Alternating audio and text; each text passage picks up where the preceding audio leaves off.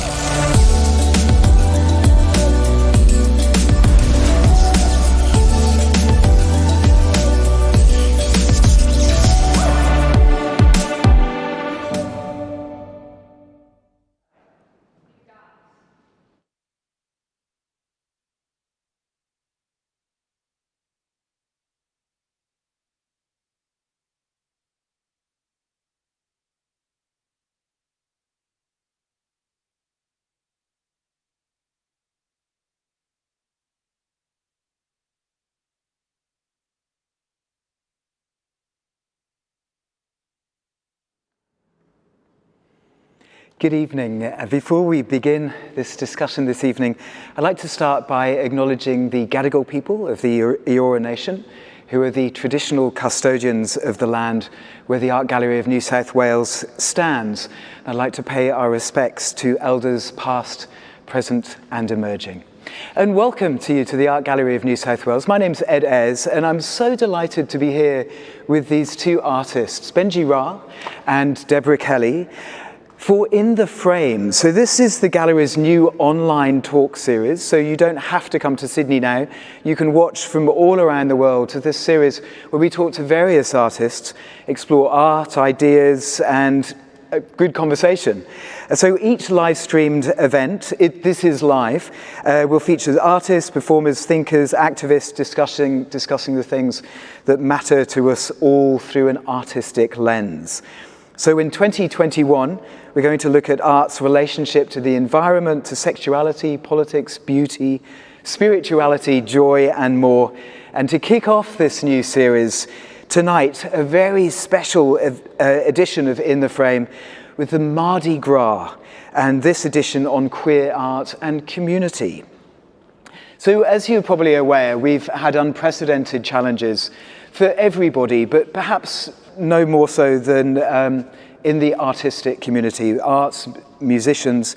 So many of us have found strength in communities to make sure that we emerge stronger together. So in this edition, I'm joined by Deborah Kelly and Bhenji, and they're going to explore how collaborative art making can build and support communities to rise, to grow, and to flourish. The theme of this year's Mardi Gras is Rise, and so in the spirit of that, we're going to be exploring what helps these artists to emerge from life's challenges. Now, do remember that as you watch this on either Facebook or YouTube, there'll be the live chat underneath, where I'm sure you'll remain extremely polite and supportive. And also, please give us your questions that I can ask the artists as we get to the end of this approximately 30-minute chat. So here's an introduction to these two artists. First of all, Deborah Kelly. So Deborah's projects often start outside of art institutions, and some of them stay outside art institutions. Deborah has created posters for social movements, printable window signs to signal dissent, and a billboard that ended up in the Mardi Gras parade. She's engaged in collaborative collage projects with communities in Australia and in Indonesia, and she's also choreographed dance as a monument to the Tiananmen Square protests. Deborah's currently preoccupied with founding a queer insurrectionary science fiction climate change religion called Creation, and you can be sure that I'll be speaking to Deborah about that a little bit later on in the conversation. And I'm also joined this evening by Bhenji. Bhenji is an interdisciplinary artist, currently based on the stolen land of the Gadigal people of the Eora Nation in Sydney, Australia. and Bhenji's practice combines dance, choreography, video installation, and club events. Her work is often concerned with the dissection of cultural theory and identity, and it centralizes her own personal histories as a tool to reframe performance. So we'll be finding out what all of that means. Bhenji is currently occupied with being the mother of a young Western Sydney-based Vogue house, which is named Slay, and this work consists of hosting events and balls for the intersection of community and performance. So let's get into it. I hope that you're very comfortable wherever you're watching. And I'd like to ask, first of all, you, Deborah. Deborah, I found this fantastic quote from you. As you said a while ago, I'm a very lucky artist. I didn't go to art school, so I haven't learnt the limits of what art can do, or how, or with whom. What a great statement. Thank you. What made me say that? It just seems so unwise to kind of boast about not going to art school when really I was desperate to go to art school. And are you still happy that you didn't go to art school? Well, in the end I did. Just really recently I did a Master of Fine Arts as a very mature age student at what used to be called COFA. Okay. And it was so fun. Yeah. It was so exciting and amazing getting to hang out with artists who are making themselves into, beings of great creativity, and just get to do experimental, terrible art, actually. It was so fun. I loved it. Great. How about you, Bhenji? It's so funny because, I think it was this morning, I was organizing, or in my head I was organizing how I was going to present this work, and I was like, I have no idea what I'm doing. It would be so easy if I just went to art school, and it's kind of this question as well, should I just go there? Maybe it was the practical tools. I'm just want to learn how to print something. Me and Deborah were just talking about silk 5 minutes ago. I think that's the essence of it, but I think told me that at art school. Nobody told you that. Okay, then so I can just figure it out. But it's also I was actually in the Art Gallery of New South Wales when I was 18, and I had a work in the Art Express, and I was which is on now. Art Express is on yes. now. Oh, bless all the Art Express. Yeah. Hello, I'm alumni. Hello. But they actually asked me to do a lecture when I was 17 about my work, and it was alongside David Griggs, because my work was talking about women incarcerated in the Philippines. And I came up and I had this conversation with, I think, people at the gallery, and they were like, what do you want to do? And I was like, I really want to go to art school. And they were like, no, you should just focus on dance. Everything is, I think someone was somebody said something about this idea of that actually art school is dance as well. If you want to do something with your body, because a lot of the conversation was, I want to be in my body. I don't want to be and this kind of warning of the art institution, the institution itself within that space, and that I should just follow this kind of body intuition. And that's kind of what I did for a long time. It was just body-centered practice. And then, I wanted to kind of, I think, when you're in that kind of dance realm, it's sometimes can be quite depolitical, especially in Australia. So I wanted to feel, I think, politicized in my identity, and that's when I came across the, actually a queer community who was, intrinsically linked to the art, the art spaces already. Yeah. Deborah, your work, Hey Hetero, from 2001? Yep. So this work seemed to galvanize a lot of people in the queer community. Do you see your work as itself perhaps really taking a leap into the public eye with that work? Well, that particular work certainly did get to be, was in bus shelters all over Sydney. I don't know if you ever saw it. It was a work that sought to identify, really through, I was studying whiteness at that time and learning about the invisible, ubiquitous privileges of being white. And I thought, isn't it amazing how nobody's ever looked at heterosexuals in this way? and articulated their special rules, their costumes, their rituals, their hotly defended privileges. And I thought, I guess I'm going to have to do that. So, and it's as if nobody had actually done that before. Can you just explain a little bit, just in case people haven't seen it, can you just explain a couple of the posters, the series of posters? Certainly. It's a work I made with the wonderful photographer Tina Fivash, and it was presented in the 2001 Mardi Gras, and it was in bus shelters all over Sydney, and it's been in about 12 other cities since then. Recently translated into Greek, I saw? Yes, it was translated into Greek for the Biennale of Thessaloniki. Ah, great. And it also has been translated into Macedonian.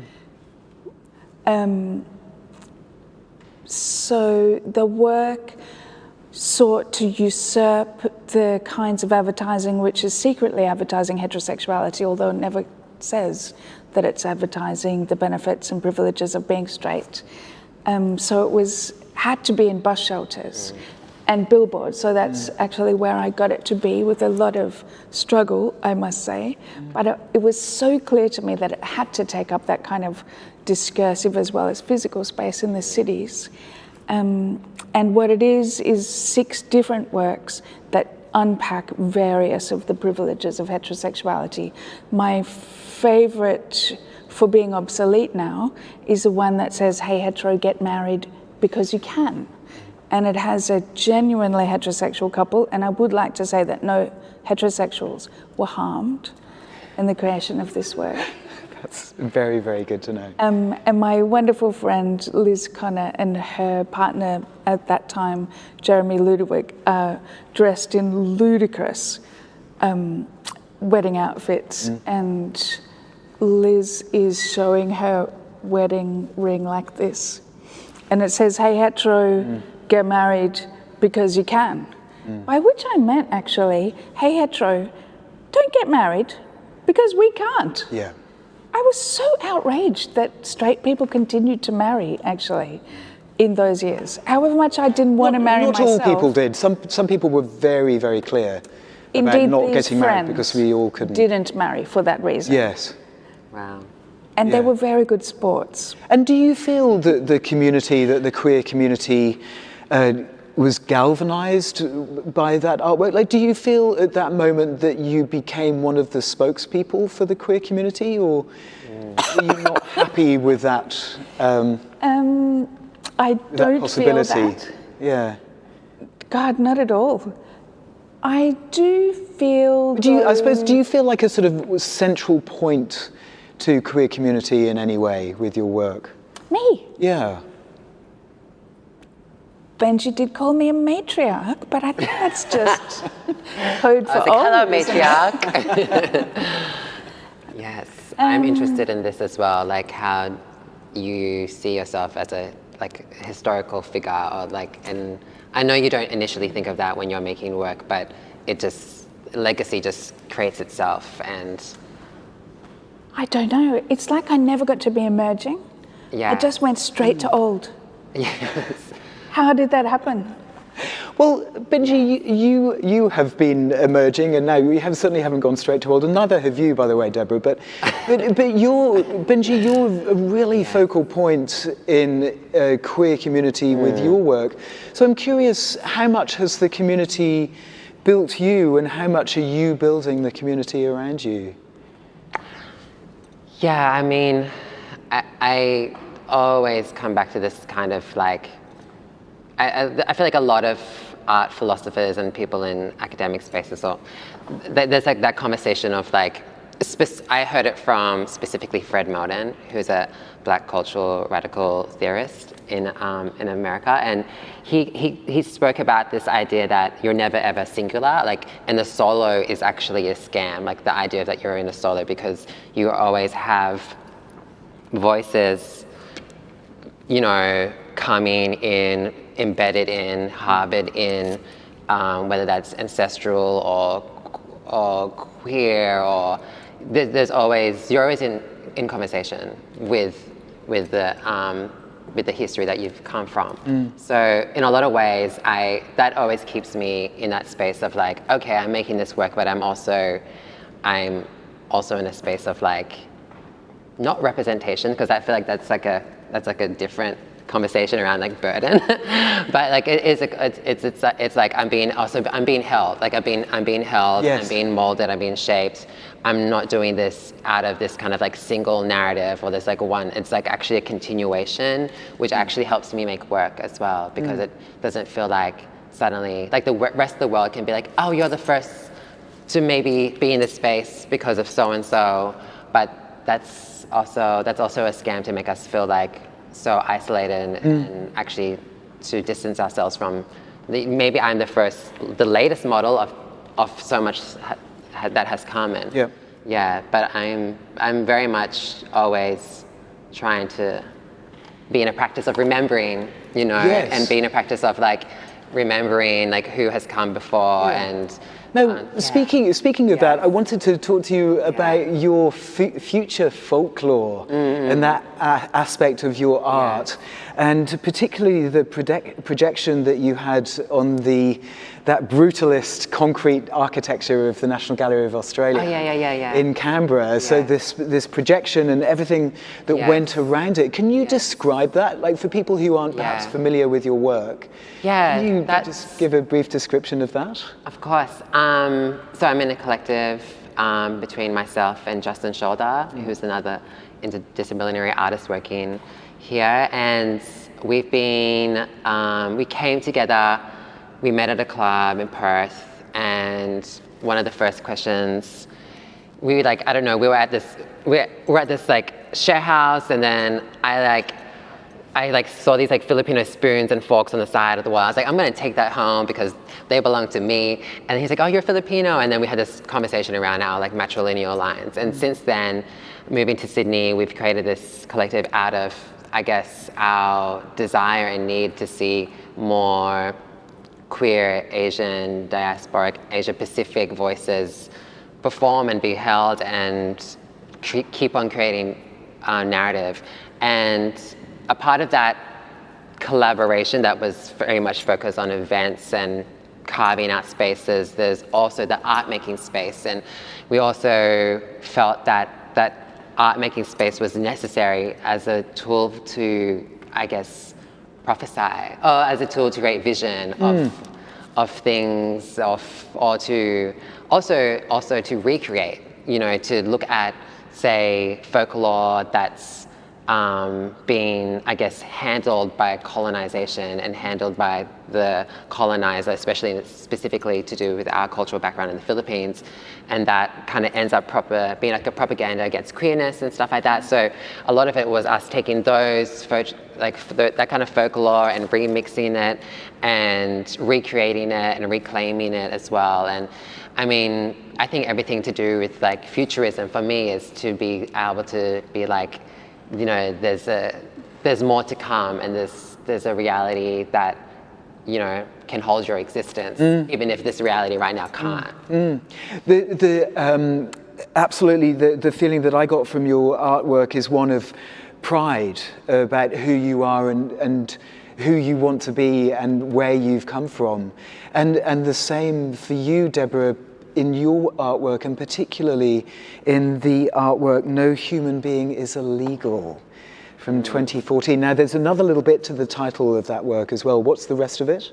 In All Our Glory. Yes. Can you describe this work? I'm not sure whether we've actually got any images of it, but I don't think we do, but it's pretty easy to see online.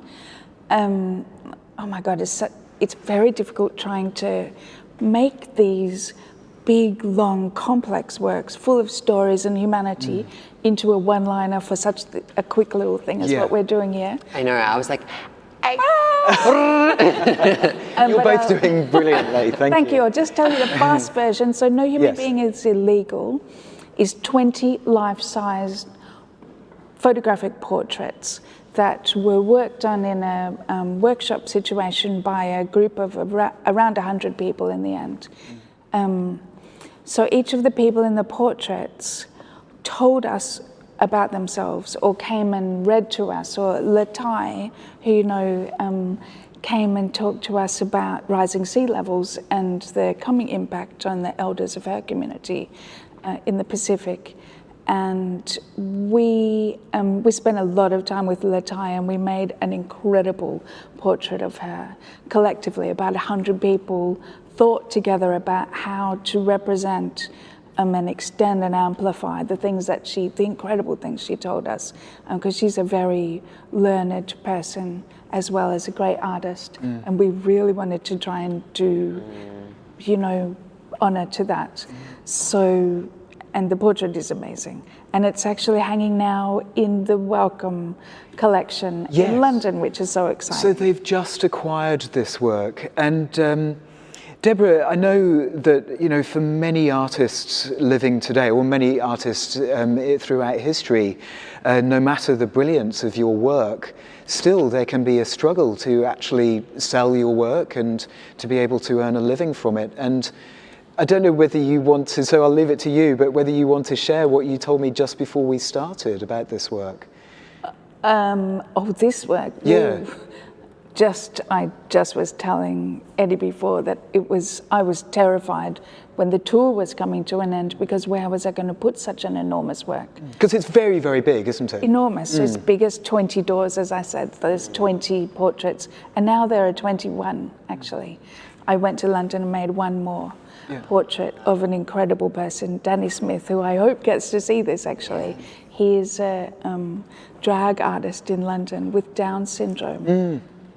And a person of great artistry. Yeah, I mean, if you had that work destroyed, then what memory would we have of it, apart from photographs?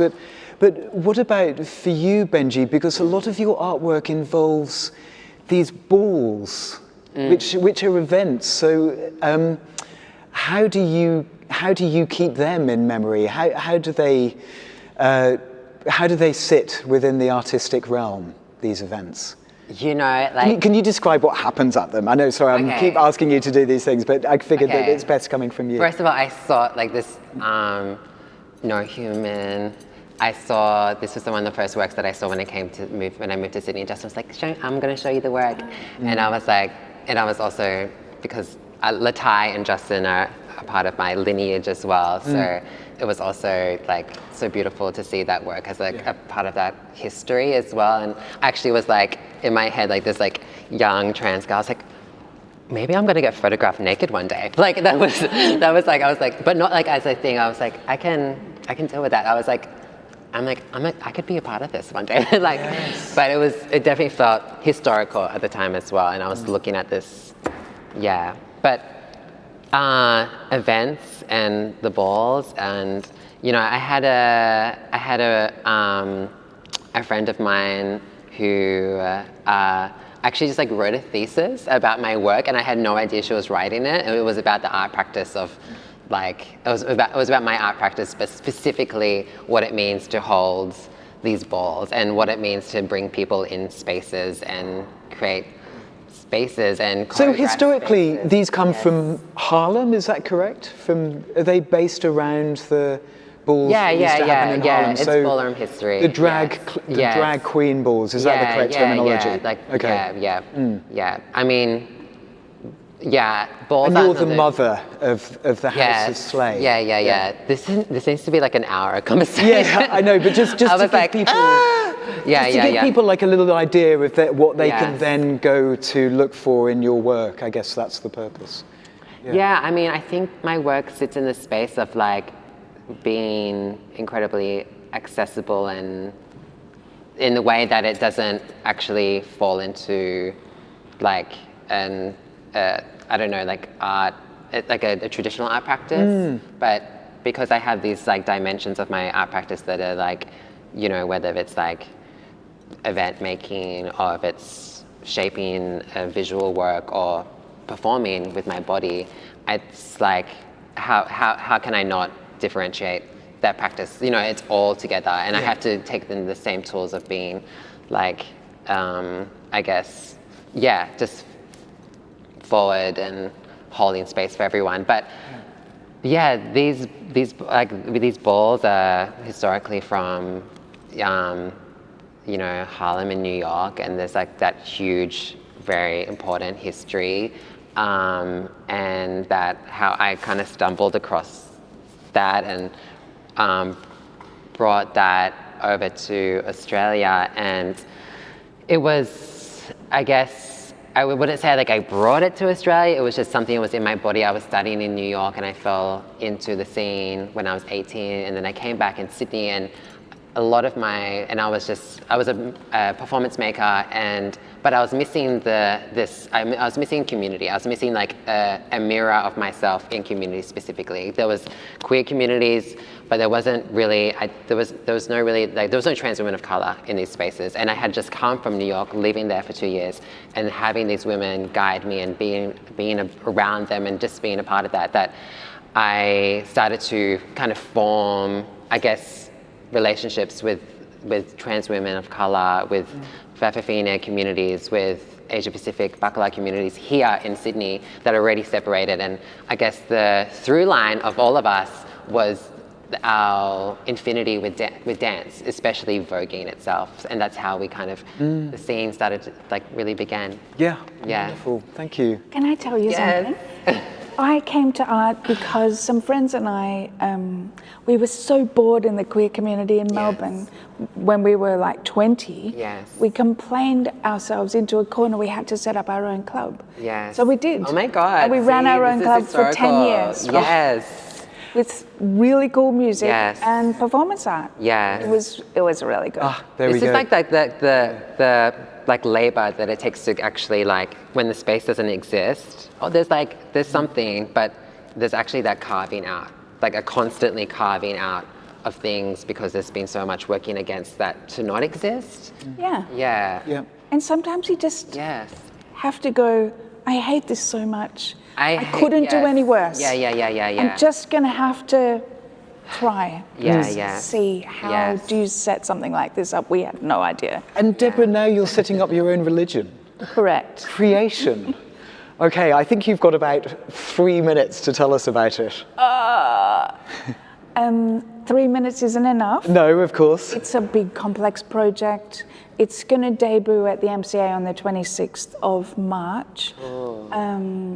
Although a little bit of it is actually going to have its world premiere tomorrow night at Queer New Work. Oh yes, we're doing this together. Yes. Oh my God, I don't know Excellent. what I'm doing yet. But okay, yes.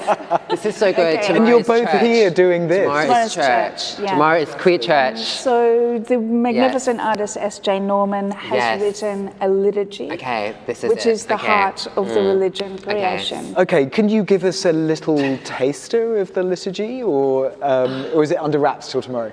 It's not under wraps, it's just that I can't memorize things. Okay. So it's a magnificent liturgy called the Liturgy of the Saprophyte. Yes. And then I commissioned 8 poets to write responses to the liturgy. Yes. And we're bit by bit turning the poems into songs, except for Brian Fawata, who turned his own poem into a chant of incredible power. Shout out to Brian Fawata, also a part of the history.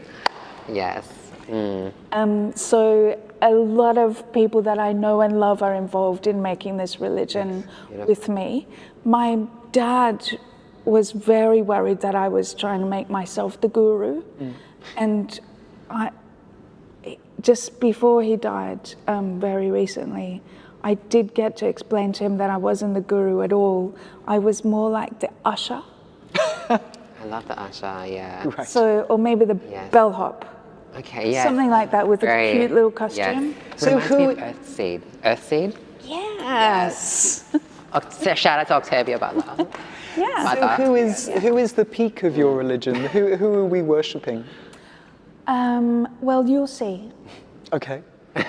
All right, I can't wait. So tomorrow night, how can we view it if we're not going to be in Sydney tomorrow night? It's sold out. It's sold out, I was going to ask. But how can we find out then? I feel like we're now at a You clear... can come to the MCA from the 26th of March. Okay. But it's also going to tour around Australia and then possibly the world, obviously, because it is a global religion with strong links to the planet. So Yes. Well, look, Deborah, it's a planet religion. Yeah, I'm just coming here tonight. I had to walk past St Mary's, a pretty major Catholic cathedrals. So are you, how many years before you overtake Catholicism, do you reckon? I don't know, a couple. Yeah. Maybe a couple of years. All right. Final question to both of you. This is about our community rising. How do you both, this is a kind of big question, but look, you're good at the big questions. How do you both engender and build hope within our community?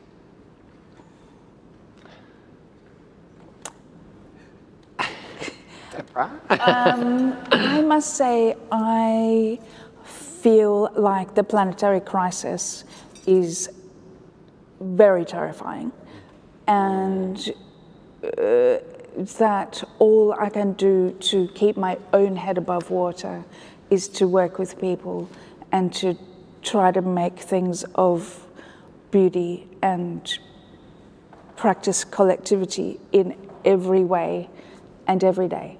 So that I don't think is a solution by any means. It's just a way to not expire from fear and anguish, really, because look who's in charge. We've got a gas-led fucking recovery. You know, It's healing. seriously, what a disaster. So I have a great consciousness of that looming catastrophe. And so I think just doing stuff together is a way just to live. Thank you. Bhenji? I will also take some of that. Because I am always like, actually, like, what is there to offer in terms of like how, like, of hope?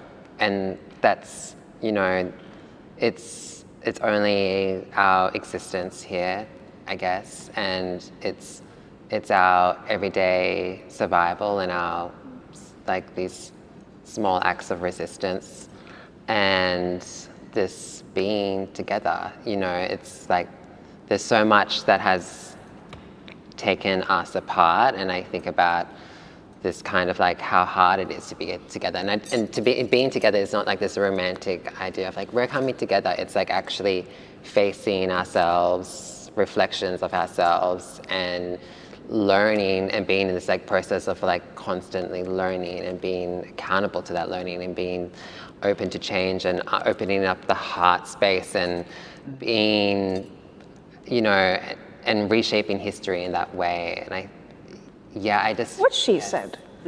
What you said. I am just paraphrasing her. It's collective radical togetherness is like really how I don't feel like I can ever be like, I'm up here, rise to me. It's like we are all in this space, and if we're not rising, then at least we're all still down here, and then we're gonna somehow, yeah. Yeah. No, thank you. Thank you both of you. Both of your messages about none of us is alone. We're all part of a community, and we can only do things well, properly together. So thank you. Wonderful. Well, you said it was going to go very quickly, Deborah, and it has. I think that's it. Thank you both so much. Bhenji Ra and Deborah Kelly, thank you very much. Thank you. And thank you for joining us this evening. It's such a short chat, but I hope that talking with Bhenji and Deborah has given you some inspiration to go and check out their works online, come and see them here in Sydney or wherever they're touring around Australia and globally as well in the years to come. Both incredible, powerful artists. And you can find a lot of their works online as well. So this program co-presented with the Sydney Gay and Lesbian Mardi Gras as part of the Sydney Mardi Gras Festival this year, 2021. And this gallery, the Art Gallery of New South Wales, is open from 10 o'clock in the morning until 5 daily and until 9 p.m. on Wednesday nights. So you can come to the website for more details. And thank you very much to Macquarie University and the Art Gallery Society of New South Wales for supporting this show In the Frame. My name's Ed Ayres. Thank you so much for joining us and have a very good evening.